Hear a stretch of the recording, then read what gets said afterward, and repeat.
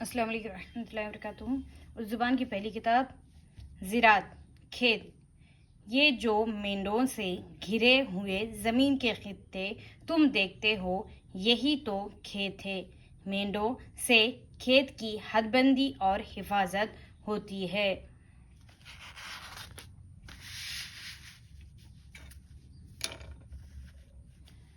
वो देखो, एक आदमी हल बैल लिए आता है। हल से खेत जोतेगा, फिर बीज बोएगा। अनाज के बीज से अनाज पैदा होगा जो हमारी खुराक है। कपास के बीज से रुई पैदा होगी जिससे हमारी पोशाक बनेगी। गन्ने के टुकड़े बोएगा तो ईख ओख पैदा होगी। इसको कोल्हों में पीलकर रस निकालेंगे। रस को पकाकर गुड़ और राब बनाएंगे।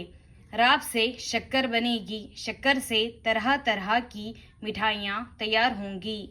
आहा, ये तो हमारा पड़ोसी धन सिंह है जी। ये बड़ा मेहनती किसान है। दिन निकलने नहीं पाता कि ये अपने खेतों पर मौजूद हो जाता है। खूब जी लगाकर होशियारी से काम करता है। इसी की कमाई से सारा कुंबा पलता है। इसी का एक भाई फकीरा है, बड़ा सुस्त और कामचोर। अवेर सवेर बोता है, पैदावार अच्छी नहीं होती, हमेशा कर्जदार रहता है। खेत कियार के कामों को खेती बाड़ी काश्तकारी या ज़िरात कहते हैं। जो खेती करता है वो काश्तकार कहलाता है। जो सवेरे सवेरे अपने खेतों पर जाता और अपने काम में जी लगाता है, वही खाता कमाता और नफ़ा उठाता है। आड़े वक्त के लिए कुछ बचाता है।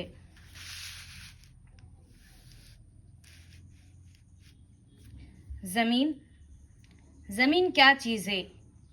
यही जिस पर हम सब बसते हैं, चलते फिरते हैं, रहने के लिए मकान बनाते हैं। देखो, ज़मीन पर हरे हरे पेड़ उगे हुए हैं, कोई छोटा है कोई बड़ा। इनमें से बाज़े आदमियों ने बोए या लगाए हैं।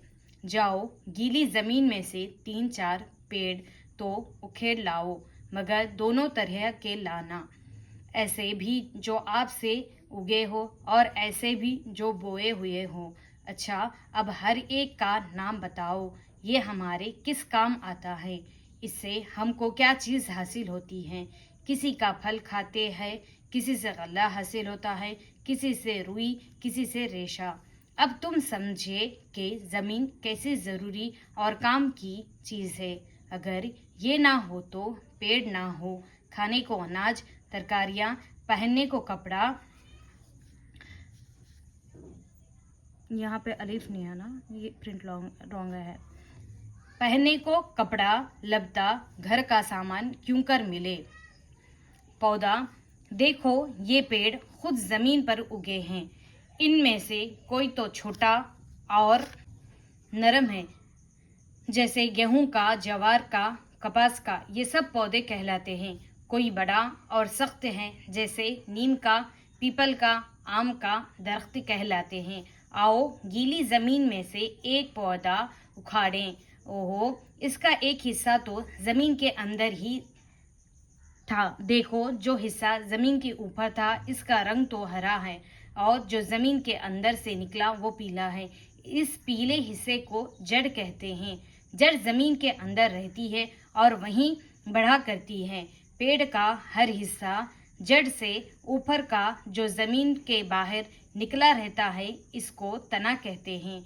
ये जो तना के ऊपर हरी हरी हवा से हिलती नजर आती है, ये पत्तियां कहलाती है। ये पत्तियां हमेशा तना ही पर लगती है, जड़ में कभी नहीं होती। अब जो जान गए होगे कि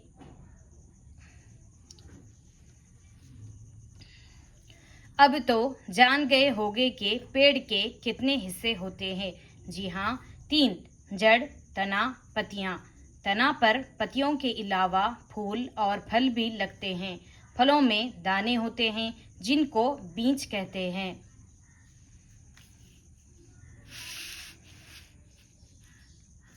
मौसम और फसलें पिछले सबकों में पढ़ चुके हो। साल में 12 महीने होते हैं। ये भी मालूम है साल में कितने मौसम होते हैं। 3 मौसम होते हैं, बरसात, जाड़ा, गर्मी। अच्छा, तो बरसात कब तक रहती है? आषाढ़ के महीने में शुरू और कुंवार में ख़त्म। इस मौसम की खेती खरीफ की फसल कहलाती है और जो चीज़ इस फसल में बोई जाती है इसको खरीफ की चीज़ कहते हैं। बरसात के ख़त्म होते ही जाड़ा शुरू होता है। कार्तिक, यहाँ पे रियाना प्रिंट नहीं है, कार्तिक से माघ तक रहता है। इस मौसम की खेती को रबी की फसल कहते हैं और जो चीज़ इसमें बोते हैं रबी की चीज़ कहलाती है। जाड़ा रुखसत हुआ तो गर्मी आई। फागन से लेकर जेठ तक रहती है। इस मौसम को जायद फसल कहते हैं और जो चीज़ इस फसल में बोते हैं वो जायद फसल की चीज़ कहलाती है। अल्हम्दुलिल्लाह, उर्दू ज़ुबान की पहली किताब मुकम्मल हो चुकी है। इंशाल्लाह दूसरी किताब शुरू होगी नेक्स्ट वीडियो में।